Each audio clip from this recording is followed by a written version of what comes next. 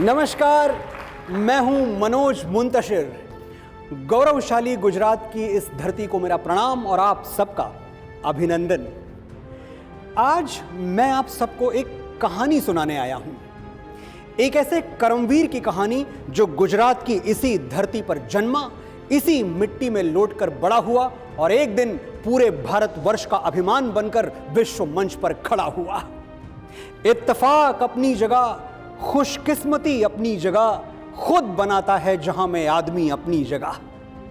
ये कहानी अपने दम पर युग पुरुष बनने की कहानी है। युग पुरुष किसे कहते हैं? आप सबके पास अपनी अपनी परिभाषाएं होंगी। मेरी परिभाषा बहुत सीधी और बहुत सरल है। जो अपने हित से पहले देश हित की बात सोचता है, जो अपना सर्वस्व अनदेखे अनजाने लोगों पर वार देने को तैयार है, उसी को युग पुरुष कहलाने का अधिकार है। नरेंद्र मोदी युग पुरुष हैं, ये मैं और आप तो मानते ही हैं। आश्चर्य की बात है कि उनके विरोधी भी मानते हैं। अब तेरी हिम्मत का चर्चा गैर की महफिल में है। आपके मन में सवाल उठ सकता है कि मोदी का महिमा मंडन क्यों? तो जवाब यह है कि महिमा मंडन क्यों नहीं? क्यों उनका महिमा मंडन ना किया जाए जिन्होंने पूरे विश्व में हम भारतवासियों का मस्तक ऊंचा किया है, जो पिछले 8 सालों से हमारे कनस्तर में गेहूं और हृदय में स्वाभिमान भर रहे हैं, निस्वार्थ भाव से मेरे और आपके लिए दिन के 18 घंटे काम कर रहे हैं। बदला क्या है? बदला यह है कि सपने तो हम पहले भी देखते थे, लेकिन अब लगता है कि सपनों का सच होना, भारत का विश्व गुरु कहलाना और अगले 25 वर्षों में दुनिया की सबसे बड़ी महाशक्ति बन के दिखाना, ये सब मोदी है तो मुमकिन है। बधाई हो, आज हमारे प्रधान सेवक का जन्मदिन है।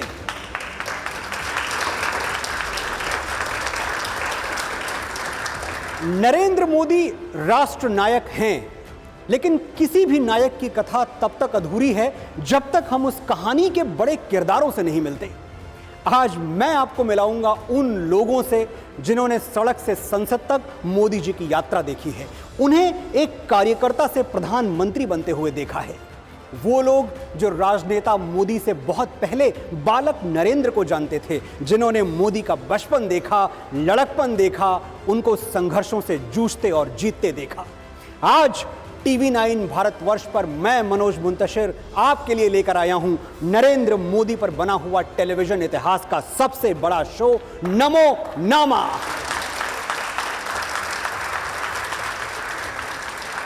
प्रधानमंत्री नरेंद्र मोदी का राजनीतिक संघर्ष कैसा था? शुरुआती दौर में जो लोग उनके साथ रहते थे वो कौन थे? वडनगर में उनके बचपन के दोस्त कौन थे? और क्या वो बचपन में शरारतें किया करते थे, या फिर उनका बचपन मेरे और आपके बचपन से थोड़ा अलग था? बहुत सी कहानियों के किरदार आज हमारे साथ हैं, लेकिन शुरुआत उनसे करते हैं। देश का प्रधानमंत्री साल के एक खास दिन जिनका बेसब्री से इंतजार करता है, वो भी पिछले 28 सालों से। पहली है ये, जिनके साथ श्री नरेंद्र मोदी भावुक भी होते हैं और खुल के हंसते भी हैं, अपने मन की बात भी करते हैं, सुख दुख भी बांटते हैं, जिनकी रक्षा की सौगंध प्रधानमंत्री की कलाई में रेशम की डोरी से बंधी है। स्वागत करते हैं प्रधानमंत्री नरेंद्र मोदी की मुंह बोली बहन का, कमर मोहसिन शेख जी।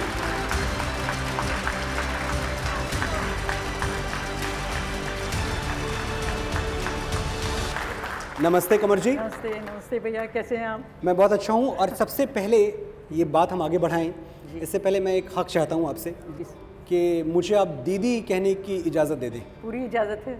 दीदी हैं आप मेरी? दीदी कहें, कुछ भी कहें, अम्मा कहें, कुछ भी कहें, सब मंजूर है। ज़रूर कहिए। मैं दीदी ही कहूँगा। जी। बहुत बहुत अच्छा लग रहा है आपको देख के। मुझे भी। अगर मैं एक छोटी सी बात अपने बारे में कहूँ जी दीदी। तो आपको पता होगा कि मैं कराची से थी, तो शादी 20-21 साल की जब मैं हुई और शादी में मैं यहाँ जब आप कराची से थी, आपकी पैदाइश कराची की है? पैदाइश कराची से। उससे एक छोटी सी बात मुझे याद आती है जी। कि जैसे एक माँ होती है पैदा करने वाली और एक माँ होती है पालने वाली। मुझे ऐसा महसूस होता है कि पैदा करने वाली माँ जो है वो पाकिस्तान था और मुझे परवान चढ़ाने वाली जो माँ है वो हिंदुस्तान है। क्या बात है, तालियां हर वक्त। तालियां।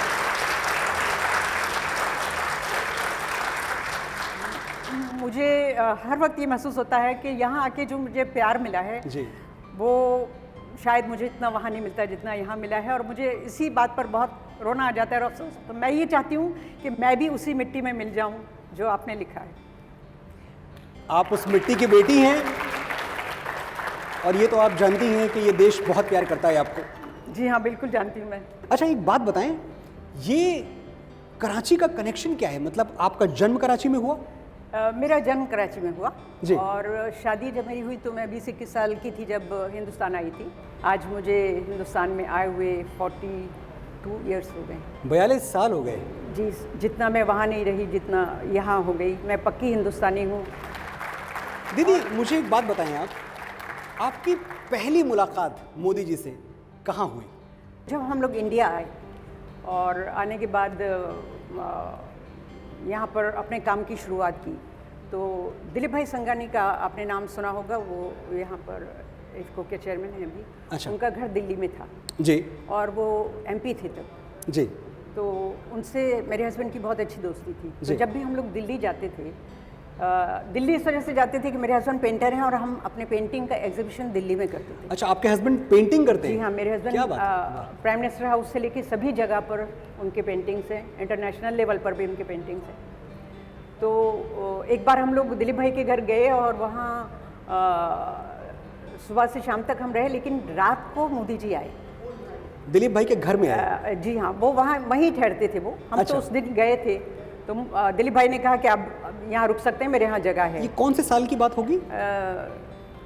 वो एमपी थे उस साल, तकरीबन 30 साल तो होंगे, 25 से 30 साल। बहुत पुरानी 30 बात साल, है। हाँ जी। वाह। इतने जी। और उस वक्त नरेंद्र भाई कार्यकर्ता थे। जी। लेकिन आपको मैं ये बताना चाहती हूँ कि मैं उस दौरान इतने सारे लोगों को मिली थी। जी। लेकिन जब दिलीप भाई ने मिलवाया मोदी जी से, जी। उस वक्त उन्होंने उनके सामने देखना, उनकी आंखों में देखना भी यानी बहुत बड़ी बात है। ऐसा लगता है कि कुछ खास शख्सियत के मालिक हैं। ये तब की बात कर रही हैं आप? जी, मैं तब की बात कर रही हूँ। ना उनका बहुत नाम था, ना शोहरत थी, जी ना हाँ। लोग जानते थे। जब वो आरएसएस के कार्यकर्ता थे उस वक्त, तो जैसे ही उन्होंने बताया कि ये मोदी जी हैं और ऐसे उनके बारे में जो तो बताया। कैसे मिलाया? क्या बोल के बुलाया मिलाया? ये नरेंद्र मोदी जी हैं, ये मोदी जी हैं? उस वक्त तो इतना ज़्यादा मतलब कोई उनका ओहदा ऐसा नहीं था। शायद वो महामंत्री होंगे शायद, मेरे ख्याल से शायद उस वक्त। अच्छा। तब की बात है, मुझे ये याद पड़ता है। तो उस वक्त उन्होंने जब मिलाया तो उन्होंने ऐसे सामने देख के बोला, दिलीप भाई ने बोला कि मोहसिन शेख हैं और ये इनकी वाइफ है कमल जी। तो उन्होंने उससे देखकर कहा, कैसी है बहन? पहली बार उन्होंने जब कहा, मेरा कोई भाई बहन नहीं है, मेरे फादर नहीं थे, मेरी सिर्फ मम्मी और मैं थे। तो जैसे ही उन्होंने बोला कैसी है बहन, तो मुझे एकदम अंदर से कुछ झुरझुरी हुई। हाँ, इन्होंने मुझे बहन कहा, यानी कितने अच्छे हैं ये कि इन्होंने मुझे बहन कह के तो जो मुखातिब किया। पहला संबोधन था उनका, वो बहन का था? वो बहन का था। और उसके कुछ इत्तेफाक की बात है कि 2-4 दिन के बाद ही रक्षाबंधन का त्यौहार था। जी। उस वक्त मुझे पता था कि शायद ये जो राखी है ये भाइयों को बांधते हैं। पहले मुझे ये पता नहीं था कि ये भाइयों को बांधते हैं, मैं समझती थी कि लड़कों को खाली बांधते हैं। अच्छा। तो पहली राखी शायद मैं अपने हस्बैंड के पास भी लेकर गई थी कि मैं आपको राखी उस वक्त ये मालूम नहीं था कि ये मेरे हस्बैंड है। जी। तो इन्होंने मुझे डांटा और बोले कि जाओ मेरे भाई को जाके बांधो, मुझे नहीं बंधवानी। ओके। तो मुझे बहुत खुशी हुई। मैंने कहा इन्होंने मुझे बहन कहा है, तब मुझे पता लगा था कि भाई को बांधते हैं। फिर मैंने वहाँ से राखी खरीदी और उनको पहली राखी वहाँ पर तब बांधी थी जाकर। पहली जब मैंने उनको राखी बांधी थी तब मैंने उनको जो कहा था वो मैं बताना आपको चाह रही हूँ कि राखी बांधते वक्त मैंने उनको कहा कि इतने सारे लोगों को मिली थी, लेकिन ये बात मेरे दिल से किसी के लिए नहीं निकली थी। जी। यानी वहाँ पर दिलीप भाई भी हैं और भी बहुत सारे लोगों को मैं मिली थी। जी। राखी बांधते वक्त मैंने उनको ये बोला कि भैया मैं आपके लिए दुआ करती हूँ कि आप गुजरात के सीएम बने। वाह, क्या बात! तो वो बहुत जोर से हंसे और बोले क्या मुझे बद्दुआ दे रही है? बोले मेरा जो ये काम है ये ठीक है। मुझे एक बात बताएं आप जी। आपने उनको ये दुआ दी कि आप गुजरात के सीएम बन जाएं और वो बन भी गए। तो मैं ये जानना चाहता हूँ और मेरे जो दर्शक हैं, पूरी कहानी मैं सुना दूं कि क्या हुआ? थोड़ी सी बहुत जरूरी है, कुछ तो इसमें बात है। जी, जी। इसमें तहदारी बहुत है। तो मेरे दर्शक ये जानना चाहते हैं कि क्या 2013 में आपने उनको प्रधानमंत्री बनने की भी दुआ दी थी? बिल्कुल। देखिए, और दी थी। इसके वो गवाह है। पहली राखी पे ये दुआ दी थी जी। और उसके बाद जब वो बन गए तब मैं उनके पास गई सामने खड़े होकर। उन्होंने मुझे दूर से देख लिया था कि वो सब लाइन होती है जो राखी बांधने आते हैं, फिर उन्होंने देख लिया तो उन्होंने मुझे बुलवाया वहाँ पर। उन्होंने मुझे कहा कि मैं हंसी और मैंने बोला देखा आप सीएम बन गए, तो बहुत खुश हुए, हंसे वो। और फिर दूसरी राखी जब मैं बांध रही थी, मैंने कहने लगे आप क्या दुआ देगी? मैंने कहा मैं ये कहूँगी कि मैं दुआ करती हूँ कि आप हिंदुस्तान के पीएम बने। तो फिर वो हंसे जोर से, वो फोटो भी है मेरे पास उनका हंसता दीदी हुआ। जी 2024 आने वाला है, हाँ। मैं चाहता हूँ 2024 की दुआ आज आप इस मंच पे दे दें। इंशाल्लाह वो फिर से आएंगे और फिर से इसी तरीके से काम करेंगे और हम सबकी दुआएं उनके साथ में हैं। क्या बात, जरूर आएंगे, जरूर आएंगे। बहुत बहुत आभार आपका, आप यहाँ आई। इतनी बातें मैं आपसे कर सकता हूँ कि पूरी शाम पूरी रात निकल जाए। ये तो आप जानती हैं कि ये उत्सव के जो मौके हैं ये आपके भाई हमें देते रहेंगे, जी जी बार बार देते रहेंगे। बिल्कुल बिल्कुल। तो अगली मुलाकात तक बहुत बहुत नमस्ते, अभिवादन और आभार आपका जी। राखी की डोर मोदी जी को अपनी बहन से जोड़ती है और विश्वास का सूत्र उन्हें पूरे गुजरात से जोड़ता है। हमने प्रधानमंत्री नरेंद्र मोदी को कई बार भावुक होते हुए देखा है, खास तौर पर जब कच्छ में आए हुए भूकंप का जिक्र आता है। जब वो आपदा आई तो किसी को कुछ समझ में नहीं आ रहा था कि क्या किया जाए, लेकिन नरेंद्र मोदी को ठहर कर सोचने का होश नहीं था। वो नंगे पांव दौड़ पड़े उनकी ओर जिन्हें निस्वार्थ सेवा की जरूरत थी। वो लोग जो अपना सब कुछ खोकर भी ये आस लगाए हुए थे कि शायद आसमान से कोई देवदूत मदद के लिए आ जाए। देवदूत आया, लेकिन हवाओं में उड़ता हुआ नहीं, मोटरसाइकिल की पिछली सीट पर बैठा हुआ। उन दिनों जो मोदी जी के सारथी हुआ करते थे, जिनके हाथों में मोटरसाइकिल की स्टीयरिंग थी, आज वो हमारे बीच हैं। मैं स्वागत करता हूं श्री दिलीप देशमुख जी का।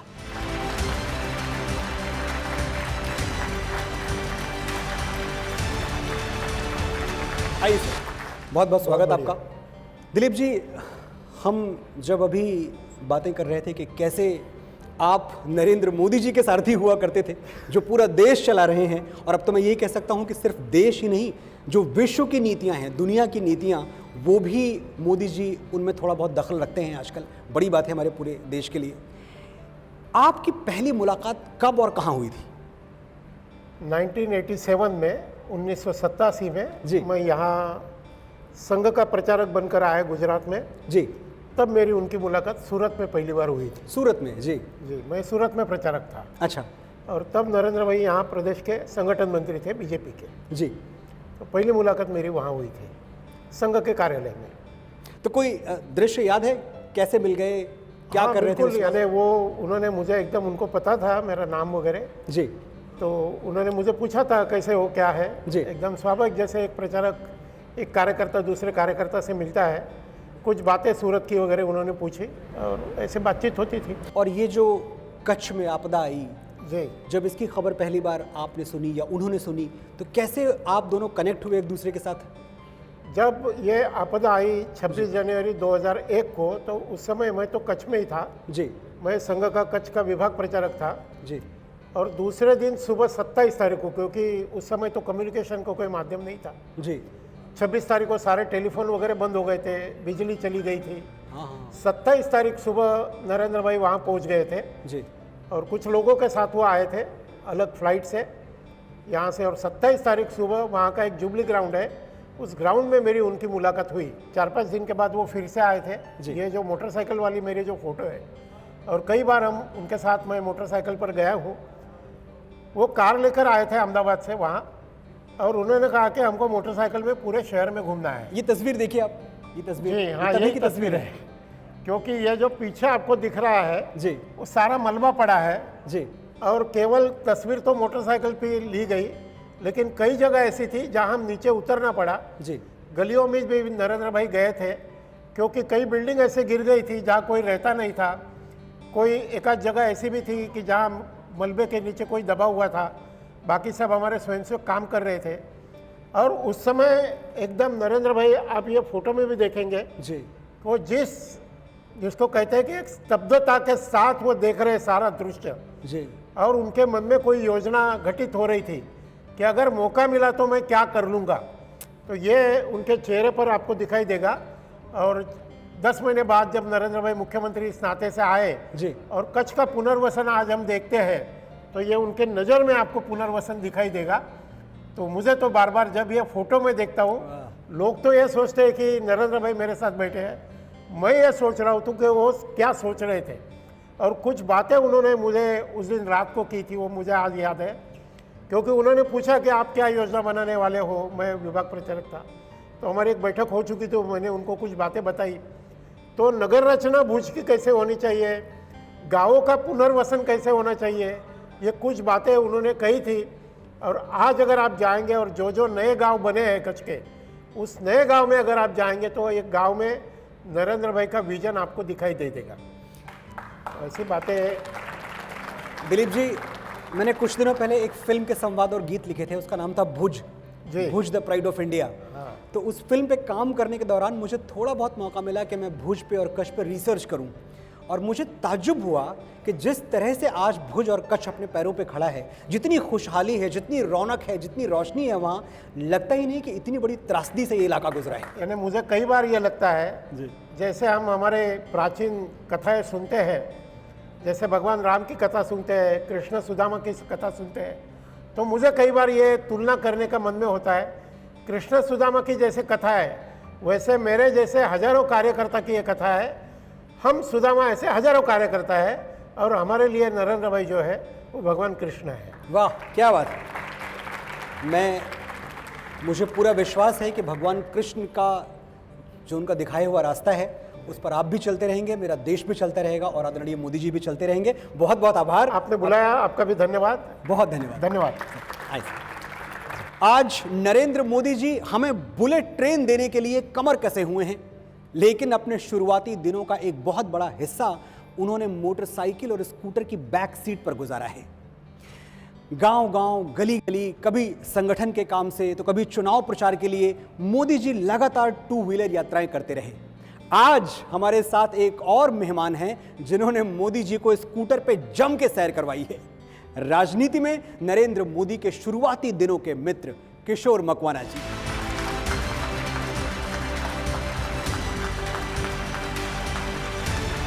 नमस्कार, आए। कैसे हैं किशोर जी? बहुत बहुत आपका स्वागत TV9 भारतवर्ष पर। यहाँ जो भी मेहमान आ रहे हैं, मैं उनसे बार बार एक ही सवाल पूछ रहा हूँ। मैं जानता हूँ सवाल रिपीटेटिव है, लेकिन उस सवाल में इतना मजा है कि पूछे बिना मैं रह नहीं पाता। तो सवाल आपसे भी वही है कि पहली बार किशोर मकवाना जी की मुलाकात नरेंद्र मोदी जी से कहाँ और कैसे हुई? यहाँ अहमदाबाद से 40 किलोमीटर दूर धौलका एक छोटा सा नगर है। धौलका जी, धौलका तालुका है सेंटर मुख्यतः। तो वहाँ पर मैं 12वीं कक्षा में पढ़ता था उस समय, और नरेंद्र भाई हमारे विभाग प्रचारक थे। अच्छा। संघ में 3 जिलों को मिलाकर एक विभाग बनता है, उसके वो विभाग प्रचारक थे संघ के। अच्छा। तो इस नाते वो वहाँ पर उनका प्रवास वगैरह रहता था। महीने में शायद 2-3 बार आते थे वो। ST जो स्टेट ट्रांसपोर्ट की बस है उसमें बैठ के वो वहाँ पर आते थे उस समय। अच्छा। ओ हाँ, नरेंद्र भाई तो वहाँ पर आते थे। तो उस समय मैं नया नया संघ की शाखा में जाता था, तो किसी ने कहा कि आज नरेंद्र भाई हमारे जो प्रचारक हैं उनका बौद्धिक है मकर संक्रांति उत्सव का। ओ तो पहली बार मैंने उनका मकर संक्रांति उत्सव पर उनका बौद्धिक सुना। तो ये बौद्धिक जो आपने बात की, मैं अपने दर्शकों को बता दूं कि बौद्धिक का मतलब आपने उनका भाषण सुना, प्रवचन सुना। हाँ। जी जी। बड़ी आत्मीयता से उन्होंने हमारा परिचय पूछा, क्या है, क्या पढ़ते हो। पहला परिचय वो था। बस उसी समय से हम उनके एकदम आत्मीय बन गए। हमारे वहाँ एक भिखा भाई थे जी, भिखा भाई चौहान जी, उनका एक स्कूटर था। अच्छा। तो नरेंद्र भाई अच्छा स्कूटर चलाते थे, तो उनके स्कूटर पे उनको जहाँ जहाँ जाना था संपर्क में, तो हम उनके पीछे बैठ जाते और जाते। तो इस प्रकार धौलका में कई बार उनके स्कूटर पे बैठ के हमने बहुत संपर्क वगैरह किया है। तो बात में तो काफ़ी हमारा मिलना जुलना होता रहा जी। कुछ बदला नहीं? कुछ नहीं बदला, आज भी नहीं बदला। मतलब जो संघ की व्यवस्था है, उसका इकोसिस्टम है, वो कुछ और है, पार्टी का इकोसिस्टम कुछ और है, लेकिन मोदी जी में कोई परिवर्तन नहीं, कोई नहीं आया आज तक। आपको लगता है कुछ नहीं बदला? कुछ नहीं। अभी मैं जब पहली बार प्रधानमंत्री बने, उसके बाद मैं मिलने के लिए गया जी, तो बस उनका वही लहका, वही आगता स्वागता, बस मैं तो वही हूँ, सिर्फ जगह बदली है। भाव, मन, हृदय, अंतर्मन कुछ नहीं बदला। एक बात आप मुझे बताएं, आपने मोदी जी के वो दिन देखे हैं जब वो एक कमरे के घर में रहा करते थे, जब शायद वो अपना झाड़ू पोछा भी खुद ही किया करते थे, अपना खाना भी खुद ही बनाते थे, और अपने बर्तन भी खुद ही धुलते थे। उन दिनों की कोई याद है आपके मन में? एक मुझे याद है, जैसे मैं धोलका जो नगर है जी। वहाँ पर हमारा संघ कार्यालय था। हाँ। अब संघ कार्यालय इतना छोटा था, हमारा जी। रसोई घर भी आज तो थोड़ा बड़ा होता है, इतना छोटा सा संघ कार्यालय था। तो रात को जब सोने के लिए बिस्तर बिछा के सोते थे तो नरेंद्र भाई के जो पैर थे वो सामने वाली दीवार से छू जाते थे। तो ओ, इतना छोटा छोटा था तो सोने में मज़ा नहीं आता था। तो वो कई बार कहते थे कि चलो ऊपर छत पे चले जाते हैं। तो वो छत जो थी ना वो टीन की थी जी। तो जब सुबह में उठते तो बताते पीठ पे वो डिज़ाइन वो होता है ना, हाँ, टीन उसका की जो कर्व है। वो डिज़ाइन उनके पीठ पे अंकित हो जाती। तो ऐसे दिन भी थे। आज देखिए कि जैसे खुद कभी टीन की छत पे सोना पड़ता था, हाँ। आज वो हजारों लाखों करोड़ों लोगों को उनके सर पे छत दे रहा है। हाँ। मैं चाहता हूं एक बार मोदी जी के सम्मान में तालियां बजा दी जाए। दूसरा, उनका अंतर्मन कितना भावुक रहता है। जी। मेरी बेटी, आज तो वो जर्मनी है, अच्छा, मगर वो 4 साल की थी। जी। अरे 4 महीने की थी। सिर्फ 4 महीने की? हाँ जी। और उस समय तो नरेंद्र भाई यहाँ अहमदाबाद में संघ कार्यालय ये में- बेटी है आपकी जिनकी तस्वीर हमने अभी देखी? हाँ, इसके पहले चली हाँ, गई। चली कोई गई। बात नहीं। हाँ, वो आज जर्मनी में है। अच्छा। हाँ, तो 4 महीने की थी और हम संघ कार्यालय गए थे अहमदाबाद में। जी। तो हम जरा जल्दी में गए थे ताकि कार्यक्रम से पहले, हम आधा घंटे पहले चले गए थे। जी। तो नरेंद्र भाई का एक छोटा सा कमरा था, उसमें गए हम, मैं, मेरी पत्नी और अर्चना। जी।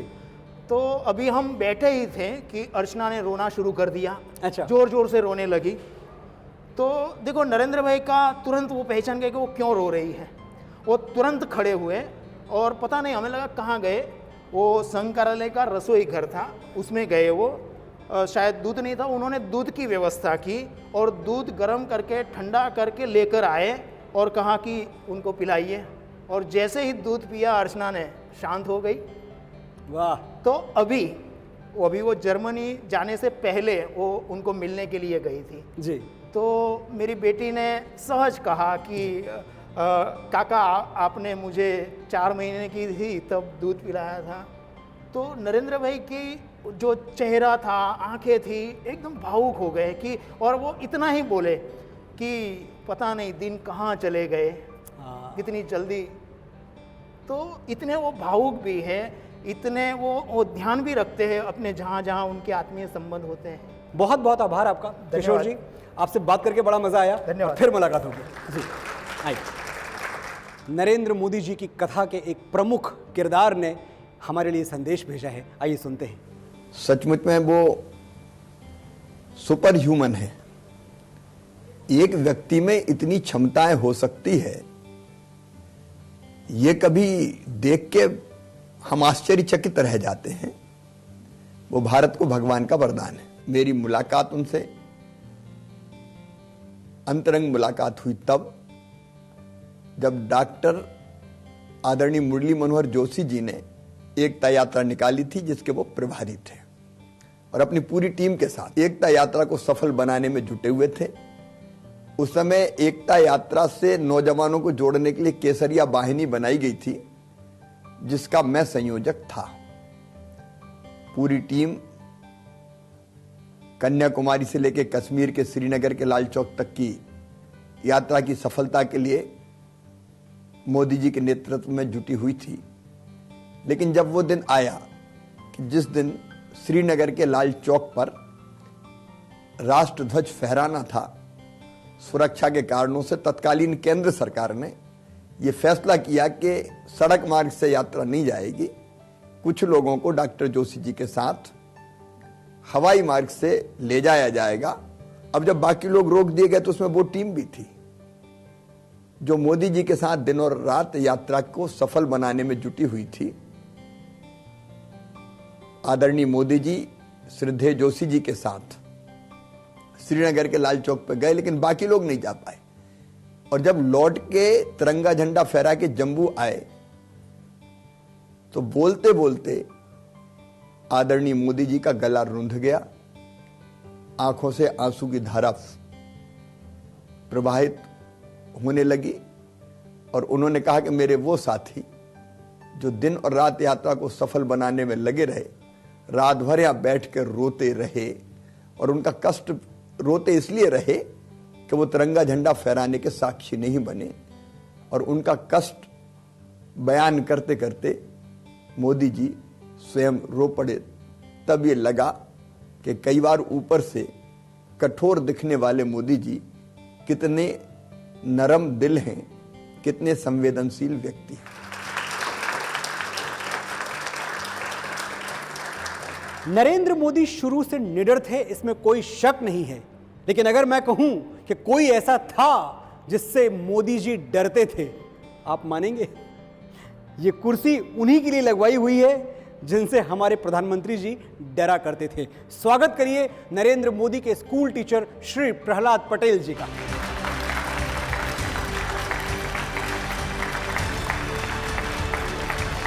सर आए।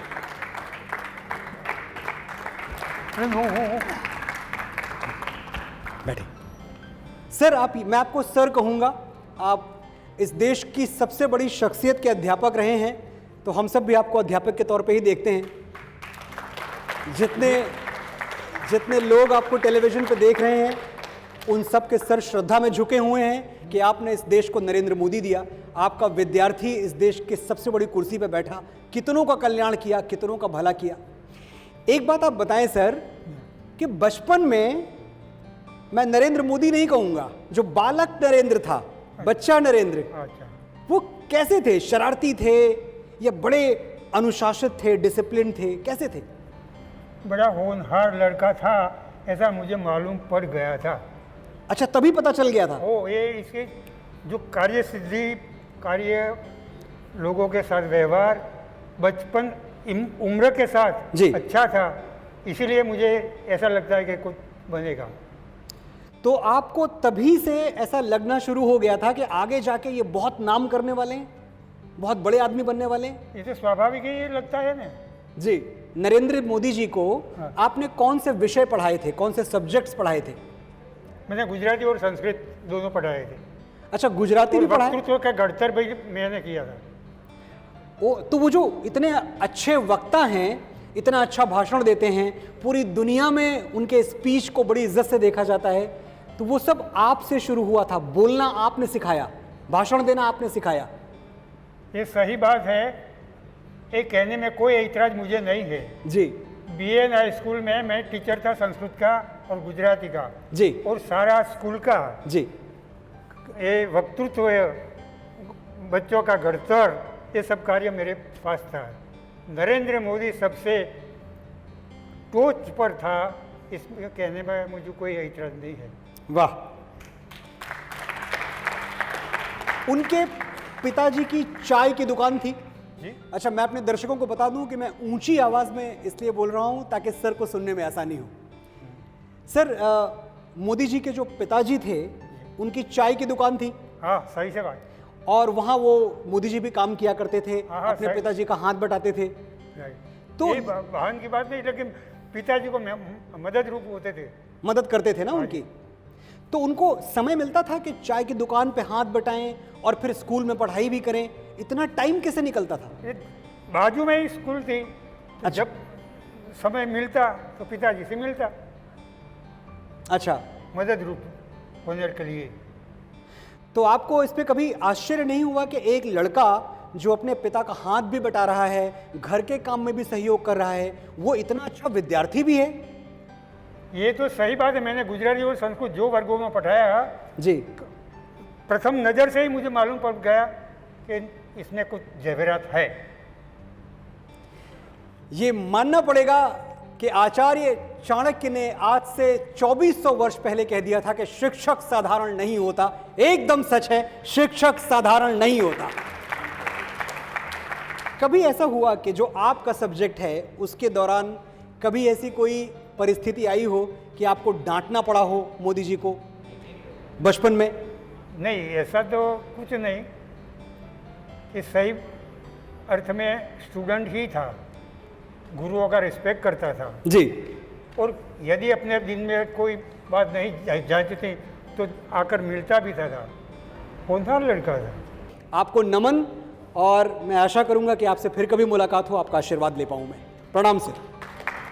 आए आए सर, आराम से। अब मैं इस मंच पर जिन्हें बुलाने वाला हूं वो नरेंद्र मोदी जी के बचपन के दोस्त हैं, सचमुच बचपन के दोस्त हैं। ऐसा मुझे बताया गया है कि कक्षा 1 से लेकर कक्षा 8 तक दोनों साथ पढ़े हैं। तो जाहिर सी बात है कि जब हम इनसे बात करेंगे तो हमें मोदी जी के बचपन में झांकने का एक अवसर मिलेगा। मैं मंच पर आमंत्रित करना चाहूंगा डॉक्टर नागजी भाई देसाई को। स्वागत है सर।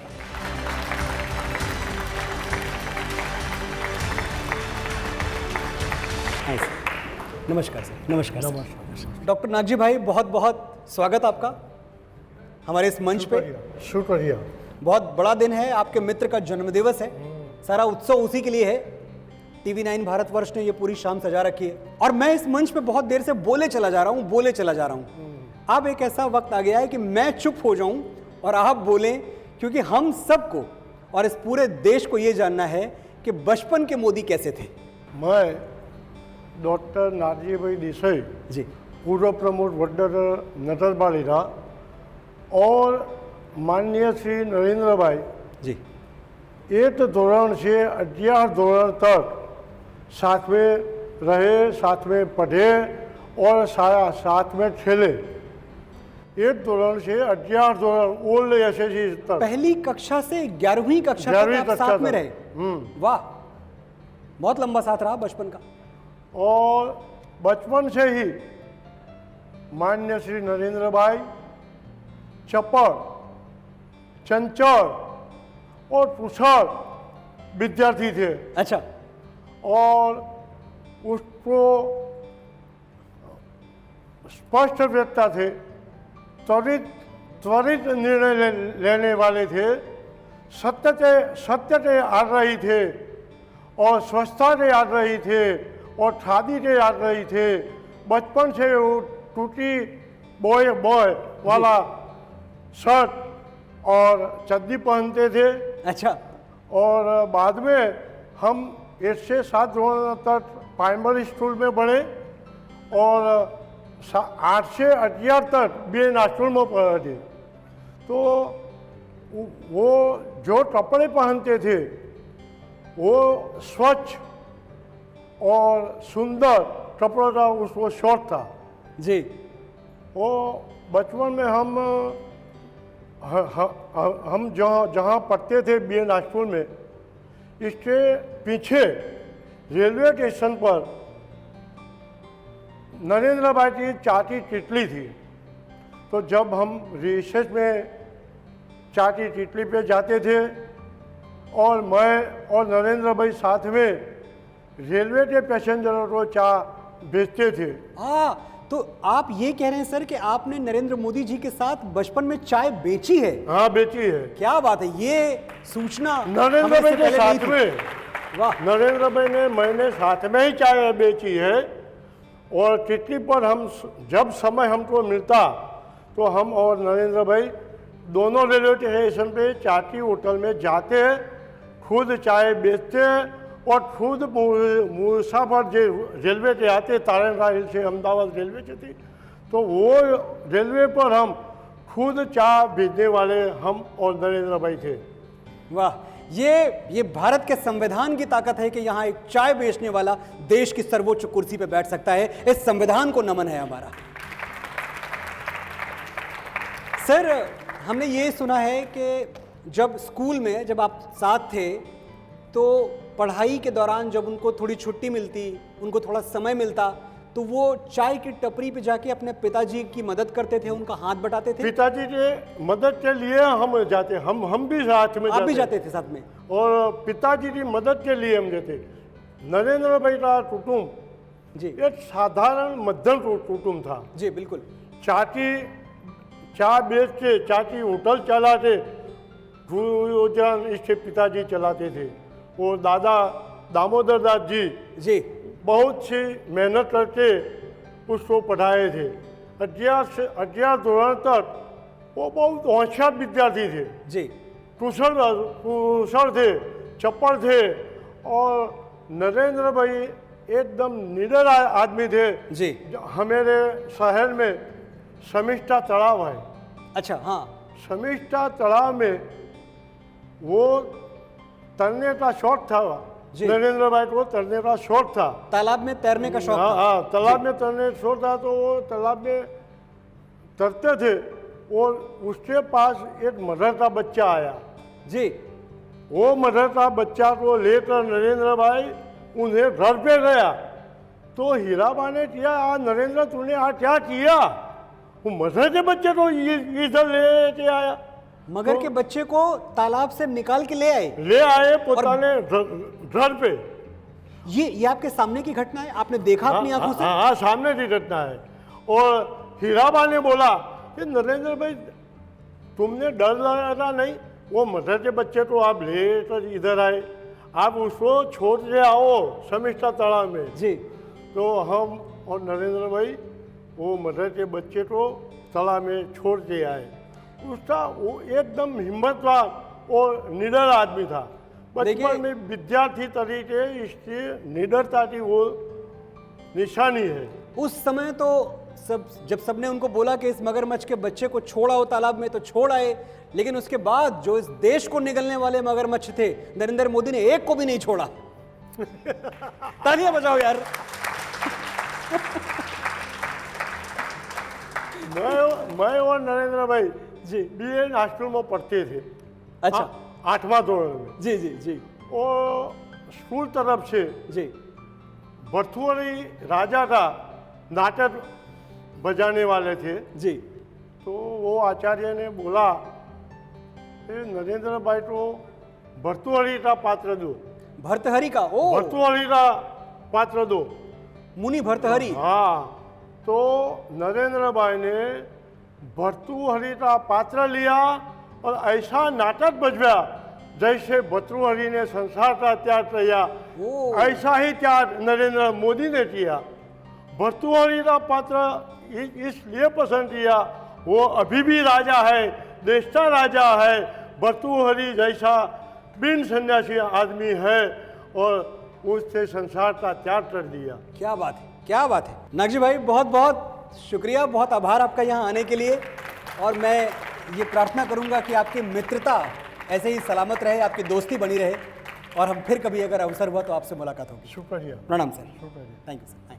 हमें एक और संदेश प्राप्त हुआ है उनसे जिनका मोदी जी की जीवन यात्रा में बहुत बड़ा योगदान है। आइए सुनते हैं। प्रधानमंत्री मोदी जी सदैव और सजीव संपर्क में रहते हैं कार्यकर्ताओं के साथ, और उनके ऑफिस में इसकी भरपूर व्यवस्था है, और हर चीज़ को रिस्पॉन्ड करना उनके ऑफिस और उनके द्वारा किया जाता है। प्रधानमंत्री जी का सजीव संपर्क के बारे में अगर मैं बात करूं, तो कोई भी उनका दौरा होता है तो उसके पहले वो हमेशा पार्टी को बताते हैं कि मैं वहाँ जाने वाला हूँ, और वहाँ पर पार्टी की दृष्टि से मेरा क्या उपयोग हो सकता है। कार्यकर्ताओं से मिलने के लिए इच्छा व्यक्त करते हैं, ज़्यादा से ज़्यादा कार्यकर्ताओं से मिल सकें। कौन हेलीकॉप्टर से उतर करके उस समय कुछ लोगों से मुलाकात हो जाए, कुछ से मंच के पास मुलाकात हो जाए, कुछ के साथ और कहीं मुलाकात हो जाए, फिर अलग से बैठ करके भी बातचीत करते हैं। ये उनका कार्यकर्ता के प्रति जो समर्पण है वह प्रतिलक्षित करता है। सेवा पखवाड़ा सही ढंग से करोड़ों कार्यकर्ता अच्छे से मनाएं और समाज की सेवा करें, यही उनके लिए जन्मदिन मनाना सबसे उत्तम रहेगा।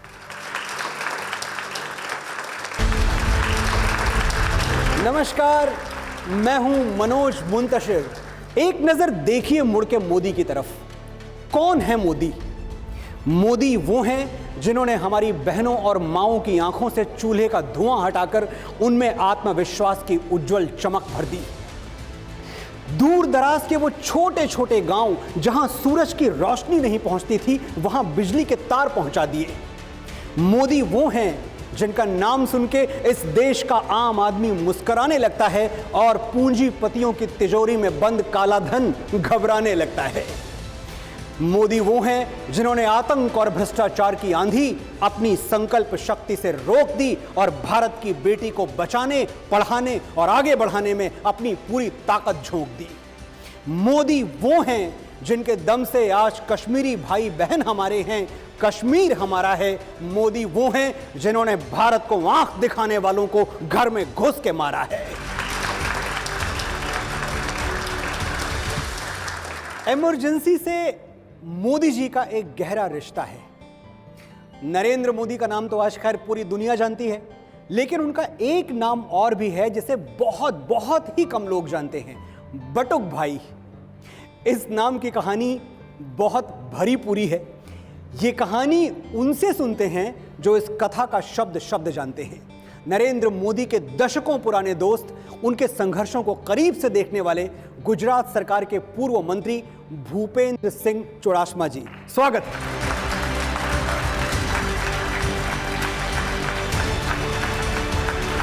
सर नमस्कार। नमस्कार नमस्कार।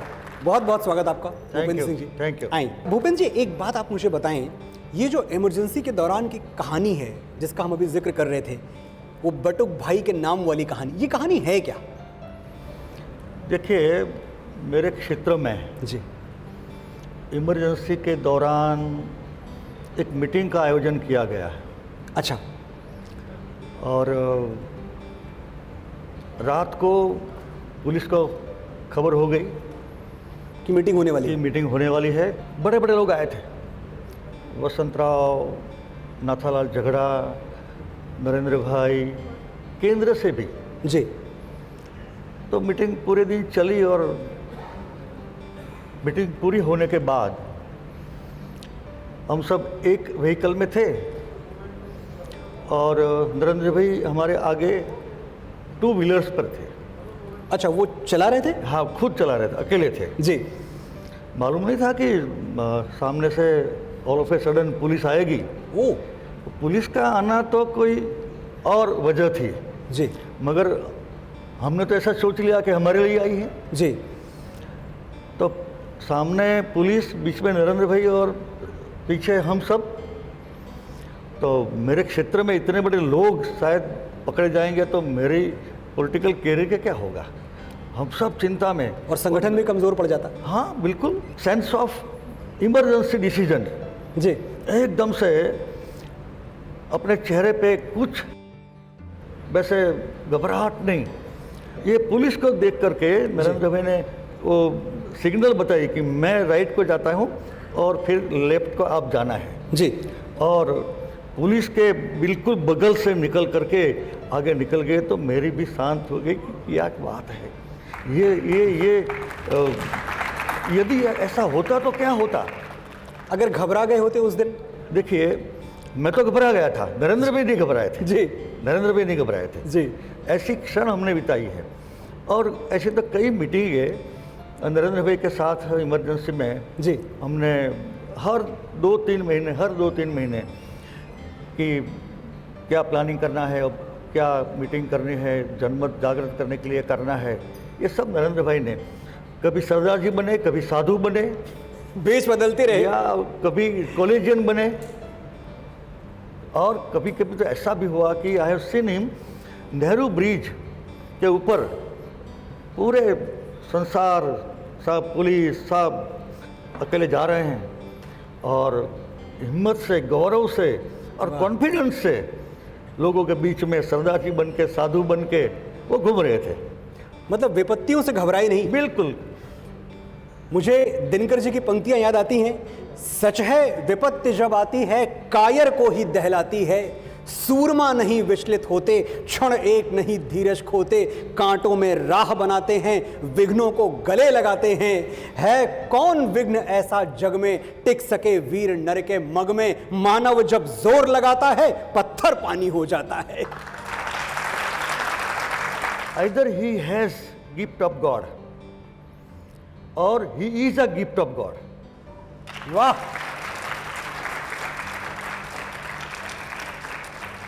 भूपेंद्र जी ने कहा कि या तो उनके पास ईश्वर का वरदान है कोई, और या वो खुद ही ईश्वर का वरदान है। मैं समझता हूं दोनों बातें सही हैं। बहुत बहुत बहुत आभार आपका भूपेंद्र जी। आइए, लेकिन इमरजेंसी की कहानी इतनी सीधी सरल नहीं है, इसमें कई दांव पेच हैं, कई मोड़ हैं, कई ट्विस्ट और टर्न हैं।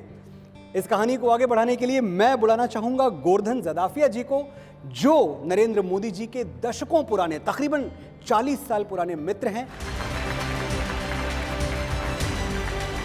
नमस्कार सर, आइए।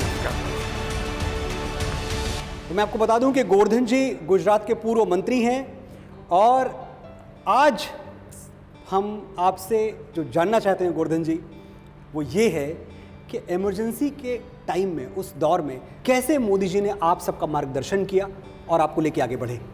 बहुत सारे लोग पकड़े गए थे, लेकिन जो पकड़े नहीं गए उनका उत्तरदायित्व बहुत बड़ा था जी। तो उसमें नरेंद्र भाई का उत्तरदायित्व भी उतना बड़ा था। हमको तो इतना परिचय नहीं था, लेकिन 1983 में मैं जब अहमदाबाद आया जी, और मेरा उत्तरदायित्व विश्व हिंदू परिषद का आया, तो मेरा एक स्कूटर था 5820 5820, ये स्कूटर का नंबर था। हाँ मेरा, और मेरे स्कूटर के पीछे वो जो प्रचारक थे एक छोटे से कमरे में, अच्छा हाँ बिल्कुल, संघ उसका के जिक्र कार्यालय किया है। में, जी। तो प्रचारक थे और मैं विश्व हिंदू परिषद का यहाँ अहमदाबाद शहर में मंत्री था। राम जन्मभूमि मूवमेंट चलता था, हाँ बिल्कुल, और शिला पूजन वगैरह के कार्यक्रम चलते थे। तो हमारे स्कूटर पे बैठ के हम लोग, तब तो मैं भी राजनीति में नहीं था, ना नरेंद्र भाई राजनीति में थे जी। मैं विश्व हिंदू परिषद में था और नरेंद्र भाई संघ के प्रचारक थे। अच्छा, लेकिन एक ऐसा वक्त भी गुजरा है जब आप दोनों ने साथ काम किया है। या जब नरेंद्र मोदी जी गुजरात के मुख्यमंत्री थे, उन दिनों आप गृह राज्य मंत्री हुआ करते थे। जी बिल्कुल। तो बतौर मुख्यमंत्री हमने ऐसी बहुत सारी कहानियां सुनी हैं कि ना वो खुद आराम करते थे, ना अपनी कैबिनेट को आराम करने दिया करते थे। परिस्थितियों के सामने लड़ना अगर किसी से सीखना है तो नरेंद्र भाई से ही सीखो। क्या बात। कई बार हमारे साथ परिस्थितियां ऐसी आई कि इस परिस्थितियों का सामना कैसे करना, जब हम लोग निराश होते थे तो कंधे पे हाथ रख के कहते थे चिंता मत करो हम बैठे हैं। ऐसे नेता आज के राजनीति में, ऐसा व्यक्तित्व एक निश्चय जब करता है, परिस्थितियां कई बार उनके ऊपर सवार होने की कोशिश की, लेकिन इस व्यक्तित्व ऐसा है वो जो परिस्थितियों पे सवार हो गए। वाह, बहुत बहुत आभार आपका गोवर्धन जी, धन्यवाद। बहुत अच्छी बातें आपने बताई जी। ये इमरजेंसी की कहानी थोड़ा और आगे बढ़ाते हैं। मैं बुलाना चाहता हूं जाने माने लेखक और पत्रकार, आरएसएस के विचारक और 1967 से नरेंद्र मोदी जी के दोस्त, इमरजेंसी के युग के साक्षी श्री विष्णु पांड्या जी को।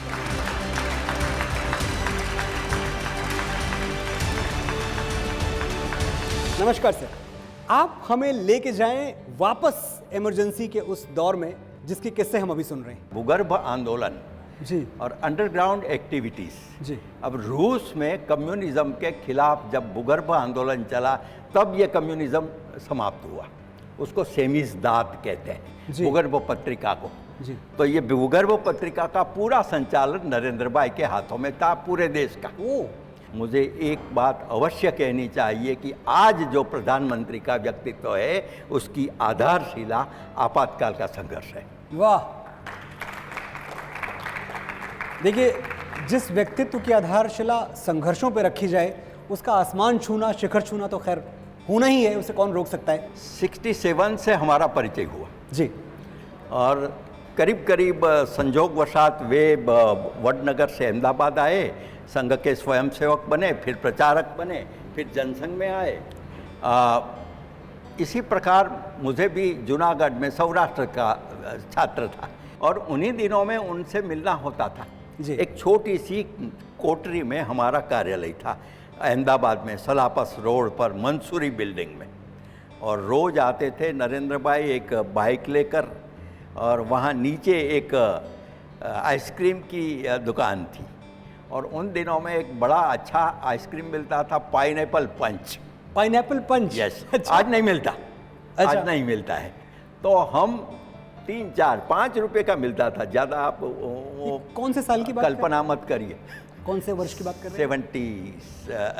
67 से 67 से 75 तक करीब करीब। अच्छा जी। तो हम साथ में कुछ और भी लोग थे, साथ में वहाँ आइसक्रीम के साथ हम राष्ट्र की चर्चा करते थे। वाह, क्या बात है। ठंडी चीज के साथ एक गर्म मुद्दा। गर्म हुआ, ये बात तो सही है। और एक और बात जोड़ दूं मैं, उससे आप कहें, पूछे या ना पूछे जी। आपातकाल के दौरान जिस प्रकार का एक डॉक्यूमेंटेशन चाहिए था जी, वो नरेंद्र भाई ने किया। हाँ। और सबसे पहली पूरे देश में किताब आपातकाल पर नरेंद्र भाई ने लिखी, गुजराती में। अब तो उनकी बहुत सी भाषाओं में वो अनुवाद हुआ है। संघर्ष मां गुजरात। मैं उम्मीद करता हूं कि वो जो पाइनएप्पल पंच है मोदी जी के साथ कभी आप बैठकर फिर वैसी ही बातें होंगी, देश चर्चा होगी आइसक्रीम के ऊपर। नहीं, हम ये याद तो किया करते हैं, लेकिन वो कहते हैं कि आजकल मिलता नहीं है ये पाइनएप्पल पंच। तो कोई और आइसक्रीम से ही बहुत बहुत धन्यवाद सर, बहुत बहुत धन्यवाद, थैंक यू। अमेरिका के एक बहुत बड़े इतिहासकार हुआ करते थे विल डुरांट। उन्होंने लिखा था कि those who forget their history are condemned to repeat it. जो लोग अपना इतिहास भुला देते हैं वो उसी काले इतिहास को दोहराने के लिए अभिशप्त हो जाते हैं। इमरजेंसी का काला इतिहास हम भूल न जाएं, हमें याद रहे, उससे जुड़ा नरेंद्र मोदी जी का किस्सा, उनका योगदान, ये सब हमें याद रहे। इसके लिए मैं इस मंच पर बुलाना चाहता हूं मोदी जी के एक बहुत पुराने साथी को, जिनके घर का खाना नरेंद्र मोदी जी को बहुत ज्यादा पसंद था। मैं मंच पे स्वागत करता हूं श्री अजीत शाह जी का।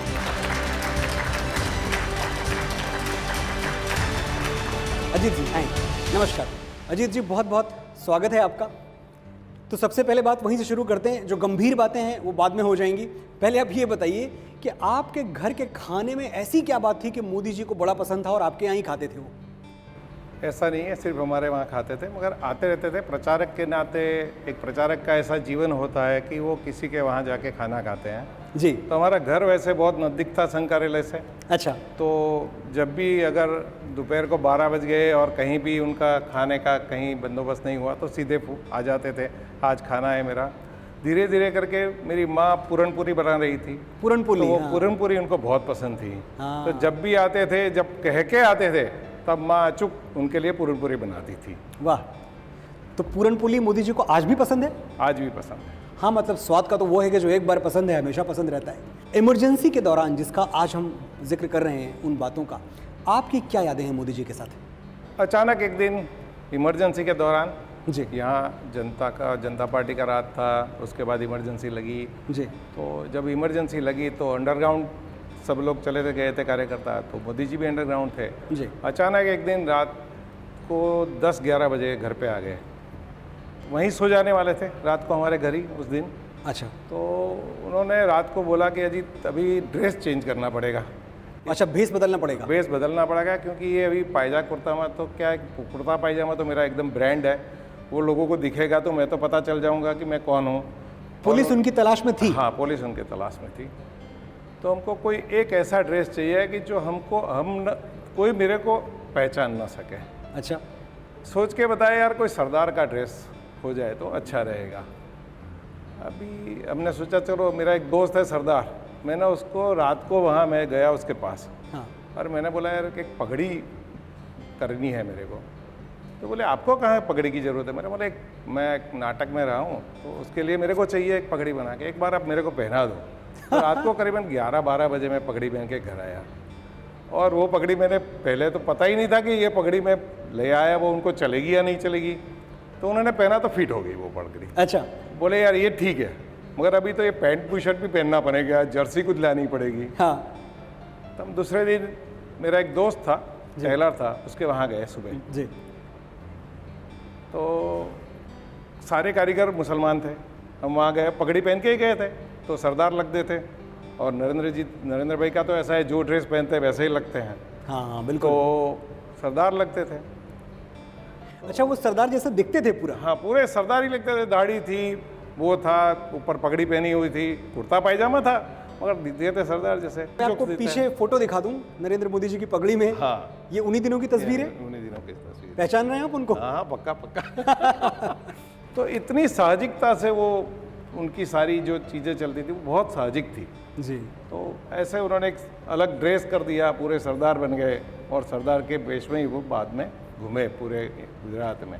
अजीत जी, कौन जानता था कि उस समय भेष बदलने वाला एक दिन देश बदल देगा? हमारा परिचय तो एकदम घर का आत्मीय परिचय था जी। जैसे मेरे बड़े भैया है ऐसे ही उनका एक व्यवहार आज तक हमारे साथ, आज तक भी ऐसा ही रहा है। अच्छा। तो उनका एक व्यवहार ही ऐसा था और दिखता भी था। अच्छा। उनकी जो सोच थी, उनकी जो एक अलग प्रकार से सोचने का ढंग था उनका, और हर एक के लिए काम करना, छोटे से छोटे आदमी और बड़े से बड़े आदमी के लिए एक काम की सोच उनके दिमाग में थी। इसलिए क्या था कि उनका एक सोचने का ढंग ही ऐसा था कि आदमी कभी भी बड़ा हो सकता है। तो आपके संबंध उनसे अभी बने हुए हैं? आज भी बने हुए हैं। कभी पूरन पोली साथ खाने का मौका मिला दोबारा? अभी हम गए थे पूरा अच्छा। फैमिली परिवार हमारा, एक 5-6 महीने पहले। हमारे 16 मेंबर है फैमिली में, हम जॉइंट फैमिली में रहते हैं। सब लोग गए थे? हम सब लोग गए थे उनके घर, 2.5 घंटा हमारे साथ बैठे, गपशप अरे! लगाई। और ये तस्वीर, ये तभी की तस्वीर है? हाँ, ये अभी की है, बस हाँ। अभी की है। तो आपको वही आत्मीयता मिली जो पहले हुआ करती थी? हाँ, उससे भी लगता था कि हमको लगता था हम पीएम हाउस में जा रहे हैं जी। मगर उन्होंने फील नहीं होने दिया कि हम पीएम को मिल रहे हैं, हम हमारे परिवार के बड़े भैया को मिल रहे हैं, ऐसा ही फील हुआ हमको वहाँ जाने के बाद। मैं प्रार्थना करूंगा ईश्वर से कि ये जो आपके बीच में आत्मीयता है, जो घनिष्ठता है, ये हमेशा हमेशा कायम रहे। बहुत बहुत आभार आपका अजीत जी आने के लिए। श्री रामकृष्ण परमहंस भारतवर्ष में जो हमारी ऋषि परंपरा है उसके बहुत बड़े संत, वो घर बार सब त्याग चुके थे। उनके पास एक भिक्षा पात्र के सिवाय और कुछ बचा नहीं था, लेकिन फिर भी रामकृष्ण परमहंस जी अपने आप को बादशाह कहते थे। एक बार किसी पत्रकार ने पूछ लिया, स्वामी जी आपके पास इस कटोरे को छोड़ के और कुछ भी नहीं है, फिर भी आप अपने आप को बादशाह कहते हैं, ये कैसी बादशाहत हुई? स्वामी जी सोच में पड़ गए, बोले बात तो सही है, मैंने सब कुछ त्याग दिया, बस ये कटोरा नहीं त्याग पाया। जब तक मैं इस अंतिम अटैचमेंट से, आखिरी जायदाद से मुक्त नहीं हो जाता, तब तक मैं खुद को बादशाह नहीं कह सकता। संदेशा साफ है, अमीर वो नहीं जिसके पास सब कुछ है, अमीर वो है जिसे और कुछ नहीं चाहिए। और इस पैमाने पर भारतवर्ष में नरेंद्र मोदी से बड़ा अमीर कोई और नहीं है। फकीरी में अमीरी की ये कहानी उनसे सुनते हैं जिन्होंने मोदी जी की खाना बदोशी के, उनके संघर्ष के दिन देखे हैं। श्री रसिक भाई खमार जी, स्वागत है। नमस्कार। रसिक भाई, बहुत बहुत स्वागत है आपका। बड़ा शुभ दिन है, जन्मदिवस है हमारे प्रधानमंत्री जी का। बिल्कुल जी, तो आप हमें ये बताएं कि आपसे उनकी पहली मुलाकात कब और कहाँ हुई थी? वैसे हमारी मुलाकात संघ कार्यालय में उनको मिलने के लिए हम गए थे। हमारे प्रांत प्रचारक जी उस वक्त थे, वो प्रचारक थे, नए नए आए थे, तो उस वक्त उनके साथ मुलाकात हो गई। एक बात बताएं रसिक भाई, नरेंद्र जी का एक स्टेटमेंट बहुत विख्यात हुआ था कि हम तो फकीर हैं, झोला उठा के चल देंगे। हाँ, तो ये जो फकीरी है उनके व्यक्तित्व में, ये शुरू से थी? आपकी बात बिल्कुल सही है।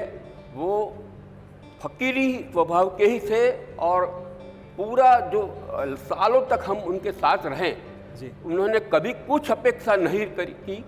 केवल राष्ट्र की चिंता होती थी, समाज की समस्याओं की बातचीत होती थी। और जो भी लोग आते थे, कई बार नानाजी देशमुख मेरे घर पर ही आते थे। उनका निवास स्थान मेरा, जब भी अहमदाबाद आते थे मेरे घर पर ठहरते थे। उनके कार्य की जिम्मेदारी मेरी थी, दीनदयाल सौदा संस्थान की। अच्छा। हाँ, तो नरेंद्र, जब भी वो आते थे, नरेंद्र भाई को हम समाचार देते थे, वो आ जाते थे और उनके साथ पूरे समाज की जो समस्याएं थी उनका चर्चा विचार होती ही रहती थी। क्योंकि नरेंद्र भाई भी को भी कुछ समस्या लगे तो नाना जी को पूछताछ करते थे। रसिक भाई, ये बताएं, कभी ऐसा हुआ कि आपने नरेंद्र मोदी जी का कोई सूटकेस खोला हो, ब्रीफकेस में देखा हो, उनकी कुल जो जायदाद है वो क्या हुआ करती थी? कितनी चीज़ें थी उनके पास? कितने जोड़ी कपड़े थे सूटकेस में, और क्या रखते थे? वैसा तो उनके पास ज़्यादा कुछ था ही नहीं, वो झोले वाले थे। उनके पास जो अपने जो 1, 2, 3 कपड़े जो होते थे, जो उनके सिवा कुछ नहीं होते थे। उनकी ज़रूरत कोई नहीं थी ऐसी कि वो अपने पास रखे। कोई भी कुछ देते थे वो किसी को दे देते थे, अपने पास वो बहुत नहीं रखते थे कुछ। तो उनका ये स्वभाव था कि कई लोग से जे उनको, नरेंद्र भाई को आपको ये उनका उपयोग हुआ, आप ले लीजिए। वो अपने पास बहुत कम रखता था। वो किसी न किसी को आप ले लो, आपको उपयोग में आ जाएगा, तो दे देते थे। कोई मोह माया नहीं थी? नहीं कि नहीं ये चीज़ मेरी है, या मुझे अपने लिए ये कमाना है, मुझे अपने लिए ये जुटाना है, ये संपत्ति बनानी है, ऐसा कभी उनका विचार नहीं रहा? कभी नहीं, कभी नहीं। वैसा हमने सालों तक हम साथ में रहे काम में, मगर ऐसा स्वभाव उनका था कि वो केवल समाज समर्पित और राष्ट्र समर्पित ही जीवन था। बहुत बहुत आभार आपका, बड़ी अच्छी बातें आपने बताई रसिक भाई। आप स्वस्थ रहें, सानंद रहें, फिर मुलाकात होगी आपसे। जो अपने लिए कुछ नहीं रखता, कोई संपत्ति नहीं रखता, शायद ये देश, ये राष्ट्र, यही उनकी संपत्ति है। इसी गली में वो भूखा फकीर रहता था, इसी गली में वो भूखा फकीर रहता था, तलाश करिए खजाना यहीं से निकलेगा। नरेंद्र मोदी की जो फकीरी की कहानी है, ये जो निर्लिप्त रहे हैं, निस्वार्थ रहे हैं, माया से, मोह से जो एक विरक्ति रही है उनको, सिर्फ एक मिशन, सिर्फ एक लक्ष्य, देश नहीं झुकने दूंगा, इसके अलावा कोई चीज उनको छू के नहीं गुजरी। मैं इस फकीरी का किस्सा आगे बढ़ाना चाहता हूं और उसके लिए मैं अब मंच पे बुलाना चाहता हूं बीजेपी को। आप लोग थोड़ा कंफ्यूज होंगे, वैसे जो गुजरात के लोग हैं वो समझ गए कि बीजेपी से मेरा तात्पर्य क्या है, लेकिन जो लोग नहीं जानते हैं, मेरे बाकी दर्शक, उनको बता दूं मैं कि यहां बीजेपी का जो ये एब्रीविएशन है, इसका फुल फॉर्म कुछ और है। बीजेपी यानी बाबू जमुना पटेल। बाबू जमुना पटेल उनके मित्र हैं, मैं बुलाता हूं उनको मंच पे।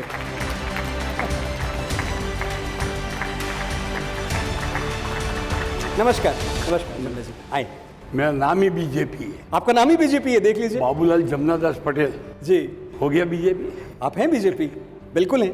बाबू साहब, ये जो मोदी जी की फकीरी की कहानी है, अब ये एक दंतकथा बन चुकी है, एक लेजेंड बन चुकी है, और हमने देखा भी, क्योंकि लोग बातें तो बहुत कुछ करते हैं, पर मोदी जी की फकीरी उनके कर्म में है, उनके अनुशासन में है, जिस तरह से वो जीवन जीते हैं उसमें परिलक्षित होती है।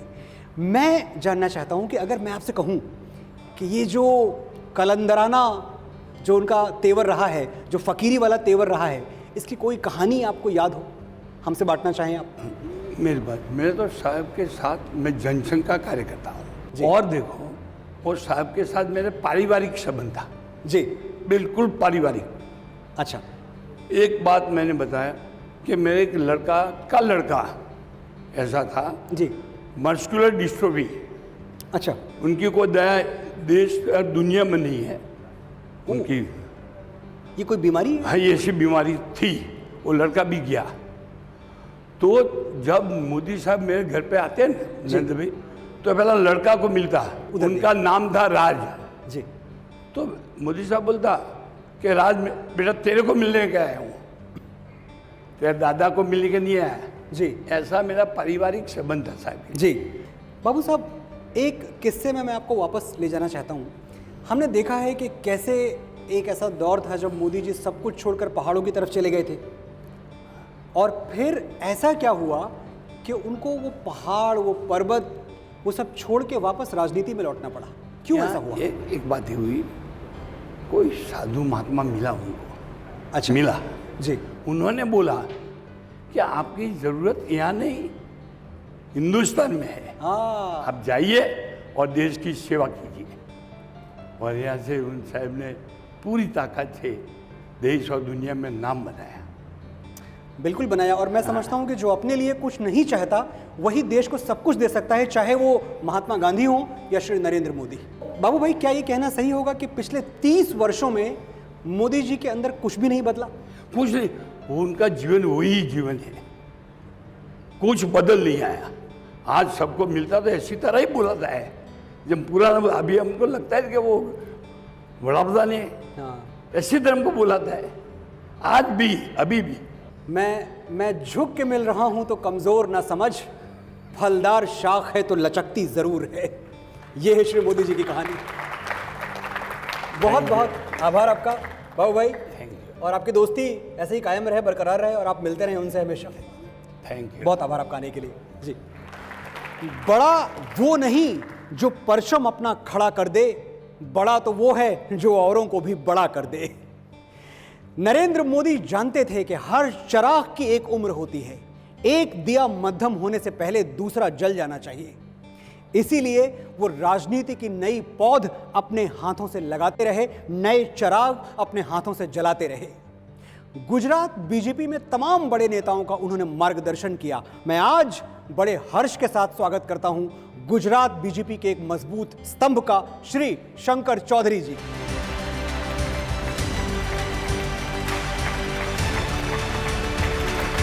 नमस्कार शंकर जी। Thank you.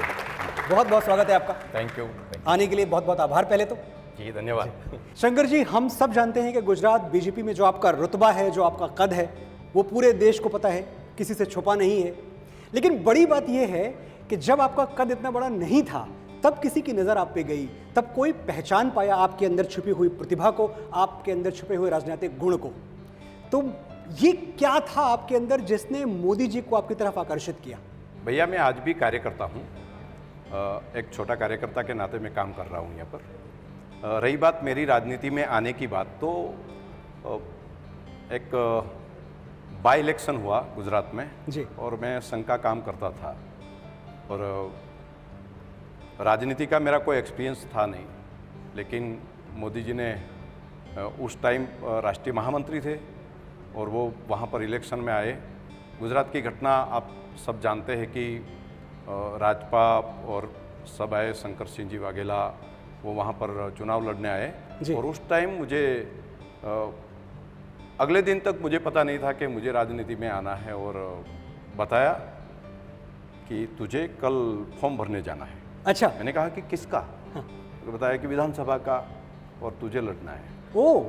तो उस टाइम मुझे पता नहीं था कि मैं राजनीति में काम कर, मुझे भाषण करना भी नहीं आता था, वो मैं कोई स्पेशल स्किल थी ऐसा नहीं था जी। लेकिन समाज जीवन में काम करता था, संघ का काम करता था। कोई संघर्ष है तो उनके सामने और एंटी नेशनल एक्टिविटी करने वाले लोगों के सामने में, वहाँ पर बॉर्डर सरहदी क्षेत्र है तो मैं एक युवाओं की टीम बनाकर वहाँ पर काम किया करता था।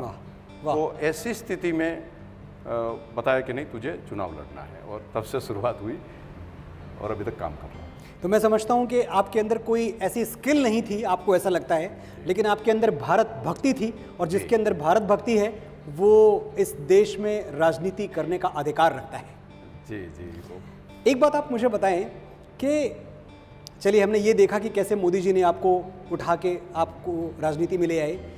आपसे अगर मैं पूछूं कि मुझे 3 गुण बताएं, सिर्फ 3 गुण जो आपने मोदी जी से सीखे हैं और जिसको अपने राजनीतिक जीवन में जिसका आप पालन करते हैं, तो वो क्या होंगे? नहीं, सबसे पहली बात तो जो है वो दूर का देखते थे, वो दूरदर्शी थे। दूरदर्शी अभी भी हैं? तो आज भी है, पहले भी जी।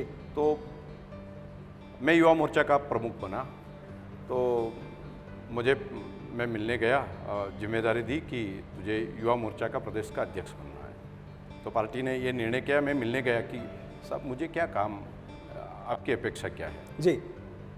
तो तब बनाया कि मुझे 25 साल के बाद की राजनीति में युवा, ऐसे युवाओं की एक टीम पूरे प्रदेश में से बनाई है कि जो 20-25 साल के बाद गुजरात की राजनीति में काम करें। वाह, दूरंदेशी।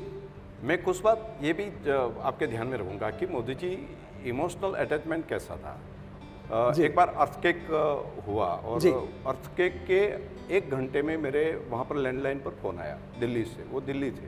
ये कौन से अर्थक्वेक की बात कर रहे हैं? कौन से साल में? कच्छ का जो भूकंप जो हुआ, उसका मैं बता रहा हूँ। और बताया कि कच्छ में भूकंप है तो राधनपुर में क्या है, तो जरा बता। ओ, चिंता लगी हुई थी उस टाइम में जी। और दूसरे दिन वो वहाँ पर पहुँचे राधनपुर, सुबह में हम साथ में वहाँ से निकले कच्छ जाने के लिए जी। तो बताया कि बोतल है ना, तो पानी की खाली बोतल जी, वो जितनी चाहे उतनी वहाँ पर भरकर वहाँ पर पहुँचाओ। मैंने कहा कि पानी वहाँ पर नहीं होगा। नहीं कि पानी तो ठीक है लेकिन पानी के अलावा ठंड है ज़्यादा, तो ये गर्म पानी की बोतल पैक करके कंबल के बीच में रखेंगे तो उनको ठंड नहीं लगेगी। तो एक नया आइडिया उस टाइम में दिया और सचमुच में उस टाइम से स्टार्ट किया कि गर्म पानी की बोतल अपने रात में जब सोते थे तो कंबल के बीच में रखते थे तो पूरा वार्म हो जाता है। और इतनी कड़ाके की ठंड में कई लोगों के जी बचाने का काम उस टाइम, मोदी जी तब मुख्यमंत्री नहीं थे लेकिन आइडिया था। ये जो संवेदना है मोदी जी की, मैं समझता हूँ ये इसलिए आती है जन सामान्य से, वो इतना जुड़ाव इसलिए है उनका क्योंकि खुद वही जीवन उन्होंने जिया है, बहुत नीचे से ऊपर आए हैं। बहुत बहुत आभार आपका शंकर जी, बड़ी अच्छी बातें आपने बताई। Thank you. शुभकामनाएं एक सुखद भविष्य के लिए, फिर मिलेंगे। Thank you so much. Thank you sir. Narendra Modi ji हमेशा इस बात में विश्वास रखते रहे कि नई प्रतिभाओं का राजनीति में आना जरूरी है। वो एक के बाद एक नए नेता, नए लोग, नवयुवक गुजरात की राजनीति में इंट्रोड्यूस करते रहे। मैं अब इस मंच पर एक ऐसे कद्दावर, एक ऐसे बड़े नेता को बुलाने वाला हूं जो मोदी की खोज हैं और जिनके होने से गुजरात की राजनीति में कई बार परिवर्तन का दौर आया है। मैं मंच पर बड़े सम्मान से बुलाता हूं श्री भरत पंड्या जी को।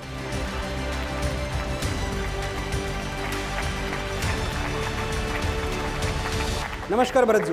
मनोज जी नमस्ते। बहुत बहुत स्वागत आपका। आपका भी गुजरात में स्वागत। Thank you very much. मुझे जो सबसे पहले एक बात पूछनी है आपसे वो ये है कि आप कितने टैलेंटेड रहे होंगे कि मोदी जी ने आपको चुना, मोदी जी आपको राजनीति में लेके आए और आपने उस वक्त के मुख्यमंत्री श्री दिलीप पारेख को चुनाव में हरा दिया, पूर्व मुख्यमंत्री।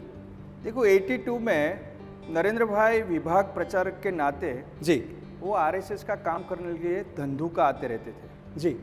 और धंधुका में मेरे पहली बार उनसे मिलना हुआ। मेरे घर पे वो नाइट होल्ड किया। अच्छा। और उन्होंने एक लंबी सी हनुमान जी पर कविता लिखकर मुझे दिया। ओ। और उन्होंने कहा कि मुझे ये अच्छे अक्षर में लिख कर देना। उस समय से मुझे पता चला कि उसके कवि हृदय की कल्पना शक्ति है जी, उसमें वो थी। तब से मेरा इंटीमेसी उनसे बढ़ गया। ओके।